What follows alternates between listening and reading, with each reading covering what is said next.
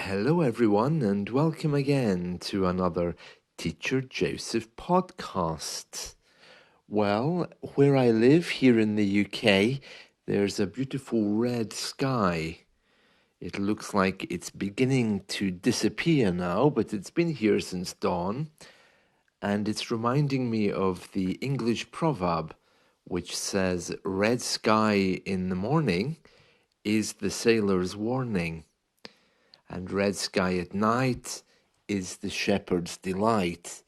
So looking at it, I'm thinking, nice red sky, but does this mean there's going to be a storm later? Well, because we are an island, we pay a lot of attention to sailors and what they think. So red sky in the morning is the sailor's warning, might suggest there's going to be a terrible storm, but so far it's looking quite nice. Well, lots of news headlines for you today, but the main one is 30 years of the text message. Yes, that's right. Before we had WhatsApp, of course, we had the text message, and it is still around. Sometimes the phone companies or the government send us text messages, don't they? Or in my case, I think it's some companies who send them to validate email confirmations. So the text message is celebrating its 30th birthday.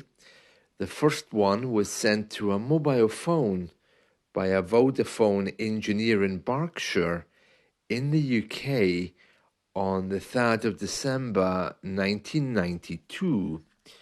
It was sent in order to test out the technology, and it read simply, "Merry Christmas."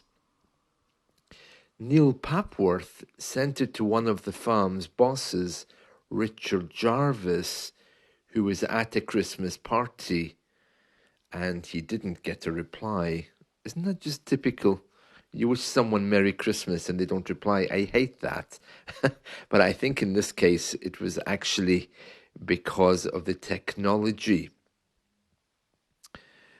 Apparently, at its peak, phone users exchanged billions of SMS, or short message service, until 2010, and it started to drop at that point. Short message service, I had no idea that's what SMS meant, but very interesting, very interesting. The service is still used by the NHS to send out appointment reminders and by some firms as a form of login authentication, where a number sequence is sent, which has to be entered into its website. Yeah, my Chinese friend still sends me SMS messages. He lives here in the UK. I don't know why he doesn't use WhatsApp or Messenger. It's a little bit strange for me, but anyway, SMS messages can sometimes be expensive. Sometimes. Originally, an SMS message could only be text. It couldn't be pictures, up to 160 characters long.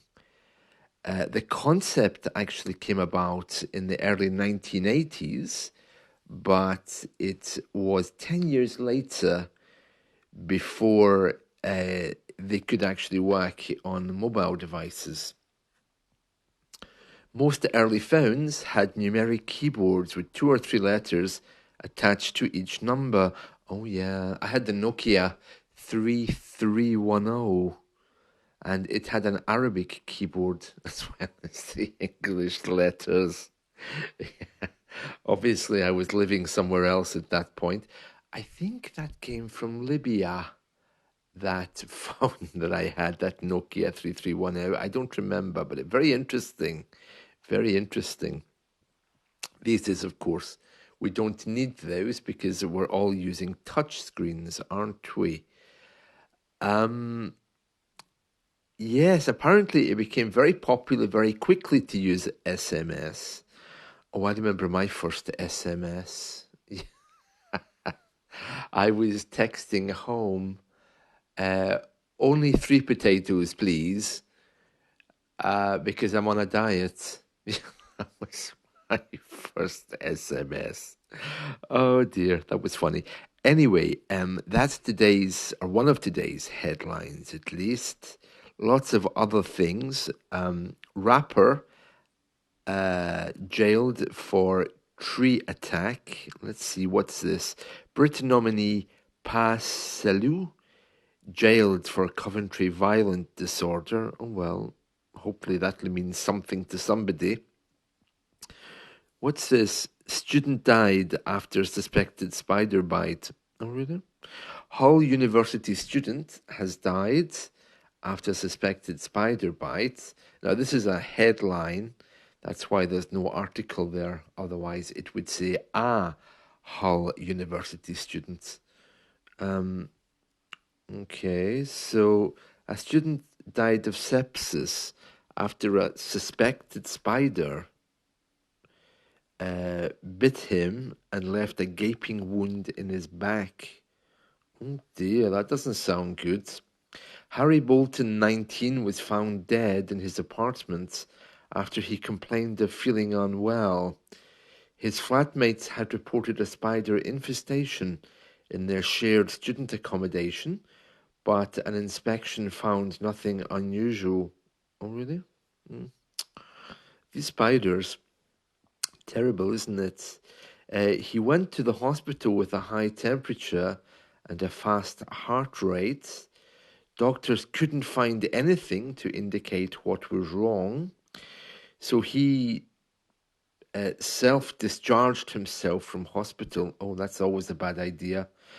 And was last seen by his housemates the next day. Finally, they broke into his apartment to find him, and unfortunately, he had died. Apparently, bites from spiders in the UK are uncommon, but they can give you a really nasty bite. Some spiders, if they bite you, can cause you to feel sick, but usually they can't kill you. Oh dear. That's worrying, isn't it? Well, apparently, the